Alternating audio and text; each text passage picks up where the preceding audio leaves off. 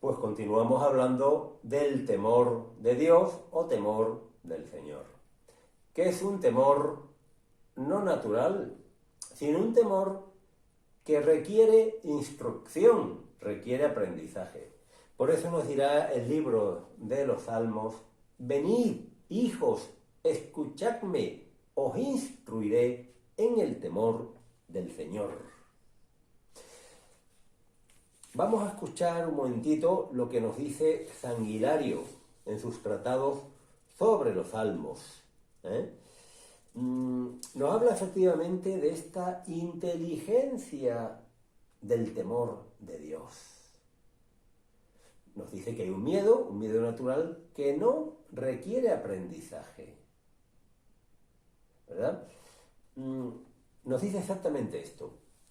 El temor, en efecto, es el miedo que experimenta la debilidad humana cuando teme sufrir lo que no querría. Fijaros la definición. Miedo que experimenta la debilidad humana cuando teme sufrir lo que no querría.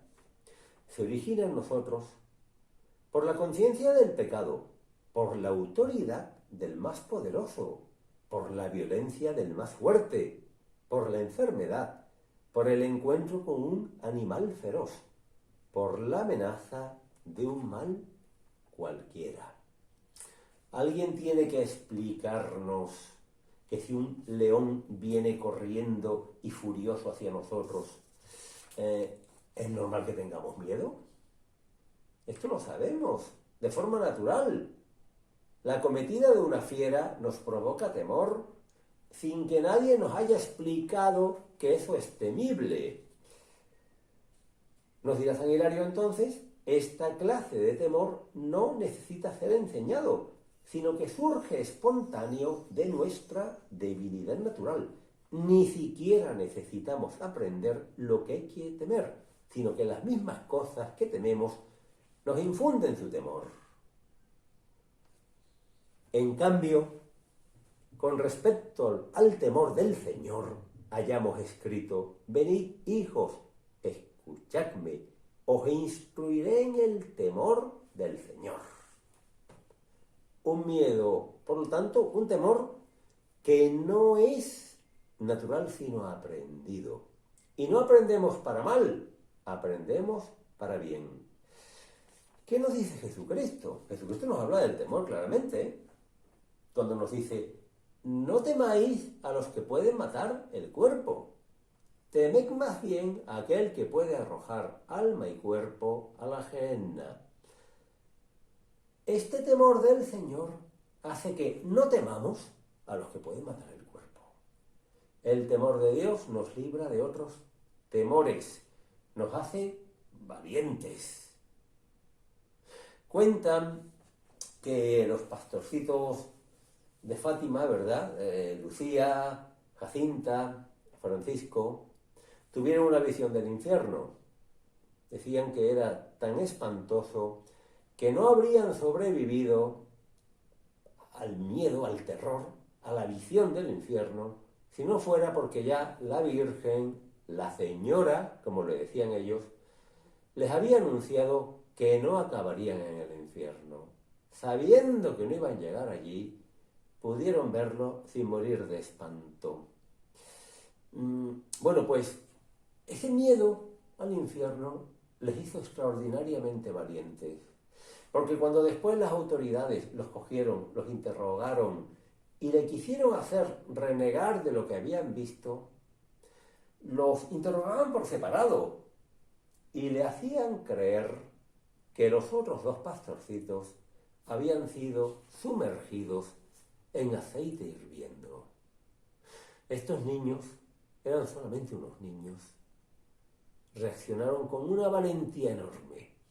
Valentía frente al hombre, porque sabían cuál era la justicia de Dios. Habían visto el infierno. De alguna forma el temor al infierno les hacía no temer a nada. Así es posible comprender tantas cosas.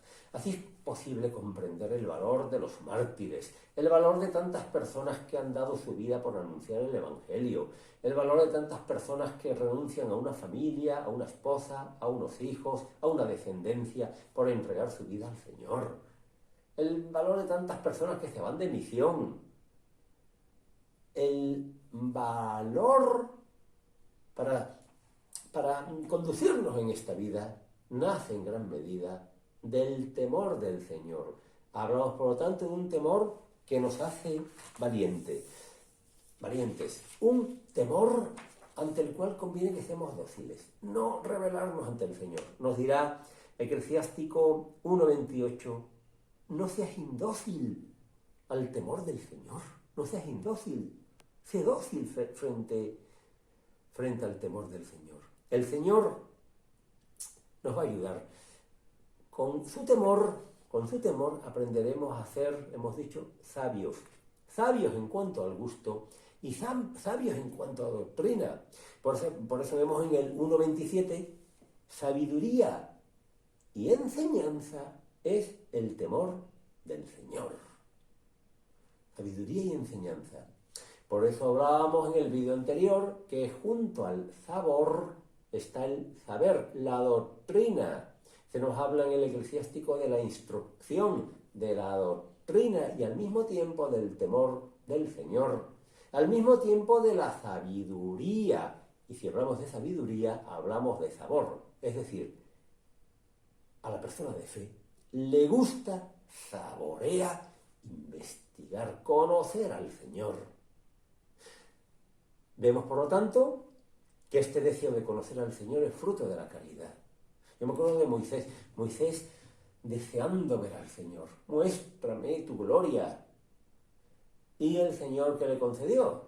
No se podía mostrar cara a cara a él, porque moriría. Pero le dijo, ven, voy a mostrar tu lugar junto a mí.